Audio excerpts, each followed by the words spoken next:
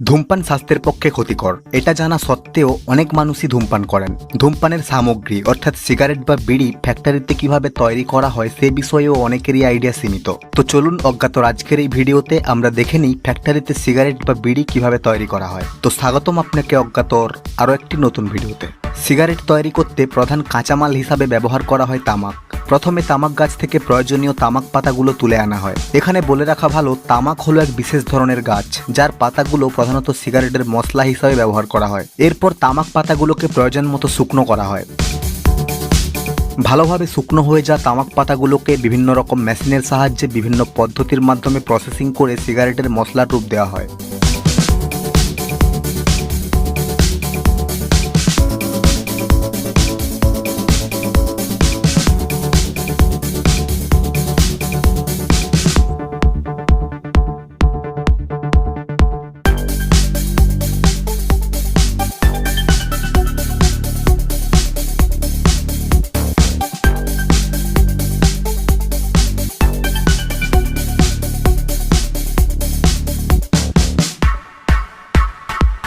সিগারেটের আস্তরণটি বানানোর জন্য বিশেষ ধরনের স্পেশাল কাগজের প্রয়োজন হয়। আপনি এখন যে মেশিনটি দেখছেন এই মেশিনটি এইসব কাগজগুলোকে রোলিং করে তাতে প্রয়োজনীয় মাত্রায় তামাক ভরা এবং সিগারেটগুলোকে নির্দিষ্ট মাপে কেটে ফেলার কাজটি খুবই দক্ষতার সাথে করে।